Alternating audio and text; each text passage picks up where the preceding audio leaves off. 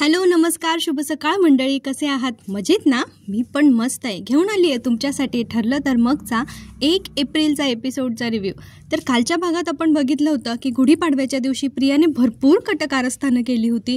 वाटेत काचा टाकल्या आहेत, शिळं अन्न आणलं आहे जे ती लोकांना वाटणार आहे. त्यानंतर तिने फाटलेले ब्लँकेट्स आणले आहेत आणि सायलीने आणलेले चांगल्या ब्लँकेट्सच्या ऐवजी ते रिप्लेस पण केलेत. चला तर मग आज तिच्या कटकारस्थानांना सायली कशा पद्धतीने तोंड देते हे आपण बघणार आहोत. आणि व्हिडिओच्या शेवटी एक ट्विस्ट आलाय मालिकेमध्ये. आपण इतक्या दिवसापासून म्हणत होतो ना दामिनी देशमुखची एंट्री होणार आहे, तर आज फायनली आपल्याला कळणार आहे दामिनी देशमुख कोण आहेत ते. चला तर मग आजच्या एपिसोडला सुरुवात करूया. सायलीला आता त्या लोकांना जेवल्याशिवाय जाऊ द्यायचं नाहीये म्हणून तिने पूर्ण आजींकडून अर्धा तास मागून घेतलाय. आता त्या अर्ध्या तासामध्ये ती बटाट्याची भाजी, पुरी आणि मसाले भात या सगळ्या गोष्टी बनवणार आहे. विमलताईंना शंका असते की आत्ताच बनवलेलं आपण जेवण ते एवढं लवकर खराब कसं काय झालं. पण सायली म्हणते आता ते विचार करत बसायला आपल्याकडे वेळ नाहीये आणि मग त्यांना आता पटापट स्वयंपाक करायचा आहे. म्हणून सायली आणि विमलताई स्वयंपाकाला लागल्यात.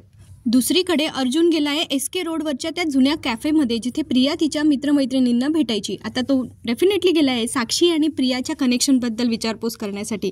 सुरुवातीला तो जो शॉप ओनर असतो, कॅफेचा ओनर, तो सांगत असतो की आमच्याकडे इतके कस्टमर्स येतात की मला नाही लक्षात की ही व्यक्ती आमच्याकडे पहिले येऊन गेली आहे की नाही. पण कसं असतं ना, जशी चांगली माणसं लक्षात राहतात ना लोकांच्या, तशी वाईट माणसं पण लक्षात राहतात. त्यामुळे जेव्हा अर्जुनना कॅफे ओनरला प्रियाचा फोटो दाखवत असतो की या मुलीला याआधी कधी या कॅफेमध्ये पाहिलं आहे का, त्यावेळेला एक वेटर तिथे उभा असतो आणि तो प्रियाला ओळखतो. तो पुढे अर्जुनला जाऊन सांगतो की तो फोटो तुम्ही जो दाखवला आहे ना त्यांना मी ओळखतो, ह्या आमच्या कस्टमर आहेत आणि आमच्या वाईट कस्टमरपैकी एक आहेत. म्हणजे इथे पण प्रियाने तिचे गुण उधळण्याचं सोडलेलं नाही आहे. आणि त्यावेळेला तो वेटर सांगतो की आता सध्या ते आमच्या कस्टमर नाही आहे, पण मला 2 वर्षापूर्वीचं आठवतं. अर्जुन म्हणतो तुला एवढं जुनं कसं काय आठवतं यांच्याबद्दल. त्यावेळेला तो वेटर सांगतो की ह्या आमच्या वाईट कस्टमरपैकी एक आहेत आणि एकदा काय झालं होतं, मी यांना कॉफी सर्व केली होती जी थोडी थंड होती आणि म्हणून त्यांनी माझ्या थोबाडीत मारली. अर्जुन आणि चैतन्य एकमेकांकडे बघतात. त्यांना कन्फर्म होतं की प्रियाच असणारे असे उद्योग करणारी मुलगी. आता अर्जुन आणि चैतन्य त्या वेटरला घेऊन कॅफे ओनरकडे जातात आणि सांगतात की तुमच्या ह्या वेटरने ह्या मुलीला ओळखलंय. त्यावेळेला तो वेटर सांगतो की हो, तुम्हाला आठवतं एकदा एका कस्टमरने माझ्या थोबाडीत मारली होती. त्यावेळेला ओनर म्हणतात हां आठवतंय, ही तीच मुलगी आहे म्हणून सांगतं. आता अर्जुन म्हणतो बघा मी एक मर्डर केस इन्व्हेस्टिगेट करतोय आणि त्यासाठी मला थोडीशी तुमची मदत हवी होती. त्यावेळेला ते ओनर आता अर्जुनची मदत करायला तयार होतात. ते म्हणतात सांगा मी काय करू. तेव्हा अर्जुन सांगतो की आम्हाला 2 वर्षापूर्वीचं CCTV फुटेज बघायला हवं होतं. त्यावेळेला तो ओनर म्हणतो बरं ठीक आहे मिळेल ना, पण थोडं शोधावं लागेल. आता ते जात आहेत CCTV फुटेज ज्या रूममध्ये असतं त्यांचं त्या रूममध्ये आणि त्यांना फायनली 2 वर्षापूर्वीचं CCTV फुटेज सापडतं ज्याची डेट असते ही मर्डरच्या 15 दिवस अगोदरचं ते फुटेज असतं. आणि त्याच्यामध्ये स्पष्ट दिसत असतं की साक्षी आणि प्रिया एकमेकींना ओळखत असतात आणि त्या भेटलेल्या असतात त्या कॅफेमध्ये. म्हणजे कधी, मर्डरच्या 15 दिवस अगोदर. म्हणजे हे त्यांचं प्लॅनिंग असेल अशी शंका आता अर्जुनला होती, ती आता त्याची क्लिअर झालेली आहे. आता फक्त त्याविरुद्ध काही पुरावे अजून त्याला लागतील आणि ते आता ह्या काही दिवसांमध्ये नक्कीच गोळा करण्याचा प्रयत्न करेल. दुसरीकडे आपल्याला बिचाऱ्या सायलीची धावपळ दिसते. म्हणजे जिथे अर्जुन सायलीच्या वडिलांना वाचवण्यासाठी जीवाचं रान करतोय, तिथे सायली अर्जुनच्या घरच्यांची प्रतिमा राखण्यासाठी बऱ्याचशा गोष्टी धावपळीच्या करते. म्हणजे एकमेकांचं नातं ते एकदम असे प्युअर हँडली सांभाळत आहेत. सायलीचा सगळा स्वयंपाक झालाय आणि तिने आता सगळ्यांना प्रेमाने जेवायला वाढलंय आणि त्यांना सांगितलंय, हात जोडून माफी मागितली की माझ्याकडून काही चूक झाली असेल तर ती पोटात घाला आणि आता पोटभर जेवा. आणि प्रिया परत एकदा तोंडावर पडली आहे. तिचे एक्सप्रेशन बघण्यासारखे असतात की ही सायली सगळं काही कसं काही निभावून नेते. आता ती लोक म्हणत असतात, त्यातली एक मुलगी जी मगाशी खूप बोलत होती ना अन्नपूर्णा आजींना, ती म्हणत असते की आम्ही मगाशी खूप जास्त बोललो पण आता जेवण खरंच खूप छान झालंय. आणि त्यातला एक व्यक्ती म्हणतो की अन्नपूर्णाताई म्हणजे अन्नपूर्णा आजी, आज तुमच्या सुनेमुळे तुम्हाला अन्नदानाचं पुण्य मिळालंय. आता पूर्णा आजी ही गोष्ट काही नाकारू शकत नाही. त्या म्हणतात हो हो सावकाश जेवा. हा, सायलीला या सगळ्या गोष्टींचा फार आनंद होत असतो. म्हणजे तिला समाधान तिच्या चेहऱ्यावर दिसत असतं की आज तिच्यामुळे कोणी उपाशी नाही गेलंय घरातून. प्रियाला काही हे सगळं रुचत नाहीये. ती मनातल्या मनात म्हणत असते सायलीने शेवटी काय करायचं तो शहाणपणा केलाच, पण हरकत नाही, अजून बरेच धमाके बाकी आहेत. आणि मनातल्या मनात खुश होत असते. आता सगळ्यांना ब्लँकेट देऊन झाले, सगळ्यांचं जेवणही पोटभर झालंय. ती सगळी मंडळी आता जाण्यासाठी निघतात आणि पूर्णाजींचे आभार मानत असतात की धन्यवाद तुम्ही आमच्यासाठी एवढं केलं म्हणून. तेव्हा पूर्णा आजी म्हणतात की आज खूप कठीण प्रसंग ओढवला होता खरं तर, पण देवीच्या कृपेने सगळं काही नीट झालं. आणि आता ती लोक पण म्हणत असतात की तुमच्या सुनेमुळे सगळं निभावलं गेलं. आणि तेव्हा त्या एकीच्या लक्षात येतं की तिचं पांघरून फाटलंय. तेव्हा ती म्हणते अरे माझं पांघरून फाटलंय. आणि सगळ्यांच्याच लक्षात येतं की त्यांचीही पांघरून जरा फाटली आहेत. आता मगाशी सगळी मंडळीचं कौतुक करत होते आणि लगेच म्हणायला लागले, आता आमची लायकी दाखवण्यासाठी तुम्ही आम्हाला असं वागवतायत का? त्यावेळेला कल्पनाताई म्हणतात, एक मिनिट, हे सगळं काय चाललंय आज? तर ती लोकांची जी पांघरुणं फाटलेली असतात ते लोक आता पूर्णाजींना विचारतात की हे सगळं काय आहे म्हणून. तेव्हा पूर्णाजी म्हणतात, अहो मला खरंच काही माहिती नाही. त्यावेळेला प्रियामध्ये चोंबडेपणा करत म्हणते, पण मला माहिती ना. अगं पूर्णाजी, तुझी लाज जावी म्हणून केलंय नाही. तेव्हा सायली तिला ओरडते की मी असं मुद्दामून का करेल, काहीही काय बोलतेस? आणि ती लोक पण म्हणायला लागतात, हो हे सगळं मुद्दामून केलंय. आणि असा आवाज करतात घरामध्ये खूप मोठ्याने भांडण्यासारखं, नाही आहे हे मुद्दाम केलंय. शेवटी कल्पनाताई ओरडतात आणि सायलीला म्हणतात, सायली तू काय केलंय हे सगळं? हा ना सुभेदारांच्या अब्रूचा प्रश्न होता आणि म्हणून तू या सगळ्याची जबाबदारी घेतलीस ना. बिचारी सायली, किती तिला जस्टिफिकेशन द्यावं लागतं स्वतःच्या वागण्याचं. ती म्हणते, नाही आई, मी तुमच्या समोर फोन करून उत्तम प्रकारची ब्लँकेट्स मागवली होती. आणि अश्विन काय बोलला माहितीये का? ती सुद्धा तुझ्या मनासारखी खराब निघाली आहेत. याला जेव्हा कळेल ना याची बायको किती खराब मनाची, याला तोंड लपवायला जागा मिळणार नाहीये कुठे. सायली बिचारी विनवण्या करत असते की मी चांगल्याच क्वालिटीची ब्लँकेट्स मागवली होती. पण कल्पनाताई म्हणतात, मग ही ब्लँकेट्स फाटली निघालेली कशी? तेव्हा सायली म्हणते, मला प्लीज थोडा वेळ द्या, मी सगळं नीट करते. आता प्रियाने अति नाटकं ओव्हर ड्रामा करायला परत सुरुवात केलेली असते की तुझ्या चुकीमुळे हे सगळं आता हे माकातकरी पुन्हा थंडी वाऱ्याचे झोपणार. आणि मग ती अशी दाखवत असते की सगळ्यांना तिची खूप काळजी, तिला सगळ्यांची किती काळजी, आणि म्हणत असते मला माफ करावं, आता तुम्हाला आमच्यामुळे हे सगळं सहन करावं लागलंय. तेव्हा सायलीला डाऊट येतो की हिला कधीपासून या गरीब लोकांची एवढी काळजी वाटायला लागली. कुछ तो गडबड है दया. सायलीला प्रियाचा डाऊट आलाय आणि आता ती म्हणते, प्रियाने चांगली ब्लँकेट्स कुठेतरी लपवून ठेवली असतील का? आणि जर हे काम प्रियाने केलं असेल ना, नक्कीच तिच्या खोलीमध्ये असतील. आता ती पूर्णाजींना सांगून गेली आहे मी आलेच म्हणून. काय गोंधळ घालायचा, थोडा वेळ घाला. आता सायली गेली आहे सोक्षमोक्ष लावायला. तिने प्रियाची पूर्ण रूम शोधून काढली आहे, पण तिला काही ब्लँकेट्स कुठे सापडली नाहीयेत. जोपर्यंत सायली तिकडे सगळी शोधाशोध करत असते तोपर्यंत प्रिया इकडे मात्र तिचा ड्रामा काही थांबवत नाहीये. ती म्हणते, सुभेदारांच्या नावाला किती किंमत आहे बाहेर हे त्या सायलीला कसं माहिती असणार? माझी तब्येत बिघडली नसती तर ही सगळी जबाबदारी मी अगदी व्यवस्थितपणे पार पाडली असती, मीच घेतली असती. आणि आता ती सगळ्या लोकांची पुन्हा एकदा माफी मागत असते, ताई दादा आम्हाला माफ करा. आणि पुढे ती म्हणते, मी सुभेदारांच्या नावाला डाग नाही लागू देणार आई. मला एक दुकान माहिती आहे, मी तिथून पटकन चांगली ब्लँकेट ऑर्डर करते, लवकर येतील. आणि कल्पनाताई म्हणतात, आज तन्वीमुळे या सगळ्यांना चांगली ब्लँकेट्स मिळणार आहेत. देवा, बंद करा रे हे नाटकं. आणि आता इकडे सायलीच्या लक्षात आलंय की प्रियाच्या रूममध्ये ब्लँकेट्स नाही आहेत, म्हणजे तिने अशा ठिकाणी लपवली असतील जिथे कोणीही पटकन जाणार नाही आणि कोणालाही ती लवकर सापडणार नाहीत. आणि मग तिला आठवलंय की अडगळीची खोली अशी जागा आहे जिथे कोणी जास्त जात नाही. म्हणून आता सायली गेली आहे अडगळीच्या खोलीत शोधायला. ती तिथली सगळी कपाटं, सगळे रॅक शोधू लागते. एवढी मेहनत जर सायलीने केसवर केली असती आणि एवढं डोकं लावलं असतं तर आतापर्यंत केस सॉल्व्ह झाली असती, नाही का? आजचा भाग आहे ना जरा ओढून ताणून घेतलेला आहे. त्यांना बहुतेक दामिनी देशमुखची एंट्री ना अशी ग्रँड करायची असेल कदाचित, म्हणून हे थोडंसं मध्ये टाइमपास चालू आहे. ठीक आहे, आपली लाडकी मालिका आहे तर एवढं तर आपण सहन करू शकतो.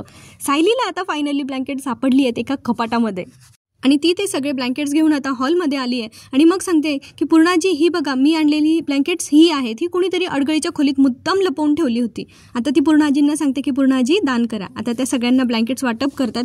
प्रिया परत एकदा तोंडावर पडली आहे, म्हणजे तिचा हा दुसरा प्लॅन फ्लॉप झालाय. आता तिसरा प्लॅन आहे तिचा तो काचांचा. त्याचं काय होतंय पुढे बघूया. झाली आहेत आता सगळ्यांना ब्लँकेट्स वाटून झाली आहेत. ती मंडळी आता पूर्णाजींचे पुन्हा एकदा आभार मानून निघालेली असतात आणि त्यावेळेला एका व्यक्तीच्या पायाला जाताना त्या दारावर जी प्रियाने काच ठेवलेली होती ती काच लागते आणि तो व्यक्ती विवळतो. सायली आता त्या व्यक्तीला बसवते. विमलताईंना सांगते फर्स्ट एड बॉक्स आणायला आणि खुर्ची घ्यायला आणि नंतर सायली फर्स्ट एड बॉक्स आणून त्यांची मलमपट्टी करायला सुरुवात करते. आणि त्यानंतर जी काच तिथे पडलेली असते ती भरायला म्हणून सायली तिथे जाते. तेव्हा तिच्या लक्षात येतं की ही काच जी आहे ती त्यांच्याच घरातल्या ग्लासची ग्लास आहे जी मगाशी म्हणजे साखर मिठाचं पाणी तिला विमलताईंनी दिलं होतं ते ती पीत होती. आता कल्पनाताई म्हणतात, पण तिथे ती काच आलीच कशी? त्यावेळेला सायली म्हणते, खरंच काही कळत नाही आई, मी तर हे सगळं साफ केलं होतं. त्यावेळेला प्रिया म्हणते, साफ केलं होतंस की मुद्दाम टाकल्यास तिथे काचा? आता त्या मुद्दाम शब्दावरून सायलीला खरंच आता सुचायला लागतं थोडंसं. आणि मग ती येऊन म्हणते की ही आपल्या घरातल्या ग्लासची काच आहे आणि हाच तोच ग्लास आहे ज्याच्याने तू मगाशी विमलताईंनी दिलेलं साखर मिठाचं पाणी पित होती. आणि हे बघ, याच्यातले 5 ग्लास जे आहे ना ते अजूनही डायनिंग टेबलवर आहे आणि एक ग्लास तू त्याच्याने पाणी पित होती, तो ग्लास फुटलाय. आता सायली तिचं भांडं फोडते म्हटल्यावर प्रिया कशी काही शांत बसणार ना. लगेच गेली पूर्ण आजींकडे कुलू करत आणि मग म्हणते, बघा ना वाटेल ते आरोप करते माझ्यावर. आणि पूर्ण आजी पण लगेच लागल्या नातीची बाजू घ्यायला. म्हणतात तिला काही करता येत नाही ना म्हणून तुला असं बोलते. पण आता कल्पनाताईंना शाबासकी द्यावी लागेल बरं का. बऱ्याच महिन्यांनंतर त्या काहीतरी बोलल्या आहेत आता चांगलं थोडंसं. आणि त्या म्हणतात, पण तन्वी मगाशी तो ग्लास खरंच तुझ्या हातात होता. तुझ्या हातून तो ग्लास फुटला असेल तर सांगायचं ना बाळा, बाळा बाबू असं छानपैकी कौतुक चाललंय तिचं. एक दिवस डोक्यावर मिऱ्या वाटेल तेव्हा कळणार आहे. अश्विन बघा एवढंसं सुद्धा बोलू दिलं नाही आता कल्पनाताईंना. लगेच म्हटलं मम्मा हे तू बोलतेस. तेव्हा कल्पनाताई म्हणतात अरे मगाशी तो हा ग्लास खरंच तिच्या हातात होता. आता कल्पनाताई तरी पण तिला प्रेमानेच विचारताय तन्वी तो ग्लास तुझ्या हातून फुटला का बाळा. तेव्हा ती म्हणते नाही ग नाही कल्पना, नाही माझ्या हातून नाही फुटलाय ग्लास. पण मग सायली म्हणते प्रिया खोटं बोलण्याचा प्रयत्न करू नकोस. तेव्हा ती म्हणते मी खोटं नाही बोलत आहे. मग सायली सांगते मग तुझ्या हाताला काच कशी लागली बरं. आता तुझं खोटं लपवण्याचा प्रयत्न करू नकोस. आधी ती काच तुझ्या हाताला लागली आणि मग तू त्या काच तिकडे पसरवल्या.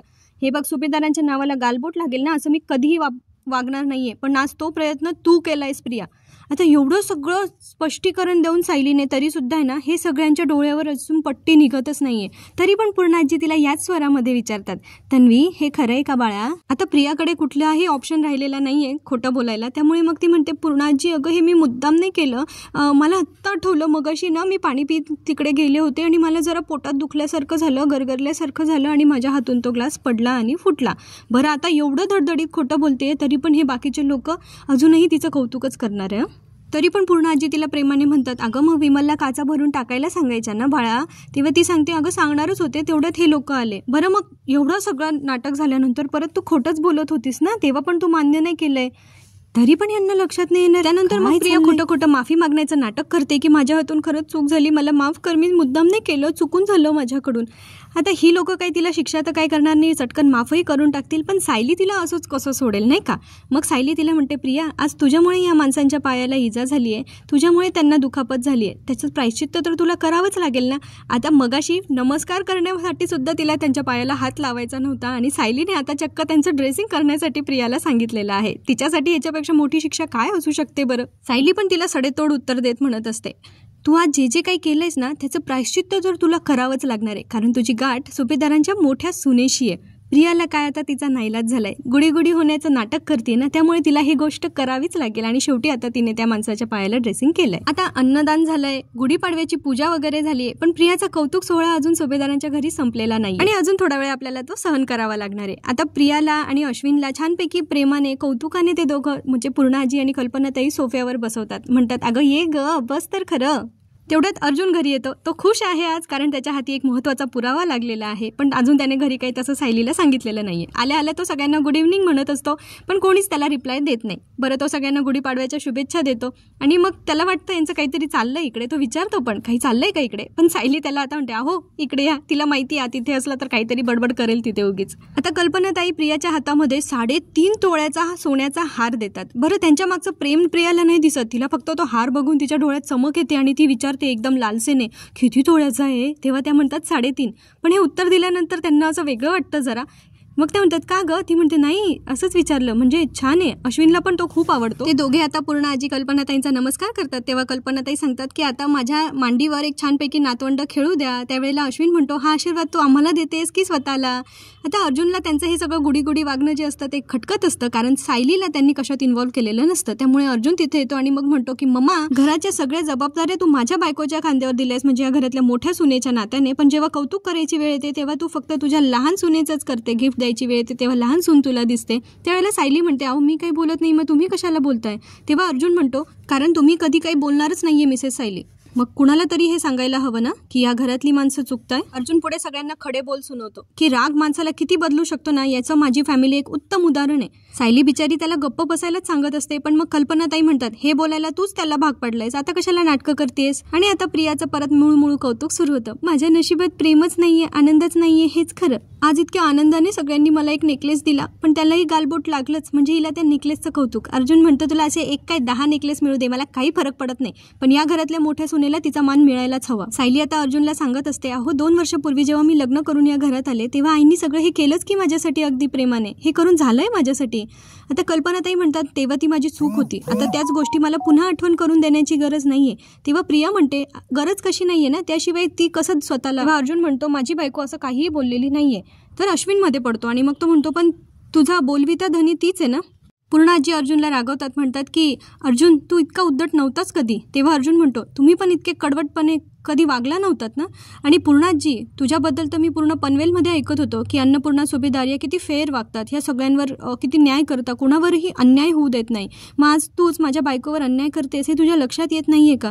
तेव्हा सायली त्याला समजावून सांगत असते की आजच्या सणाच्या दिवशी हे व्हायलाच हवं, हे बोलायलाच हवंय का. अर्जुन म्हणतो मग कधी बोलायचं. तर अश्विन मध्ये बोलतो कधी बोलायचं, अरे नेहमी तूच तर बोलतो ना.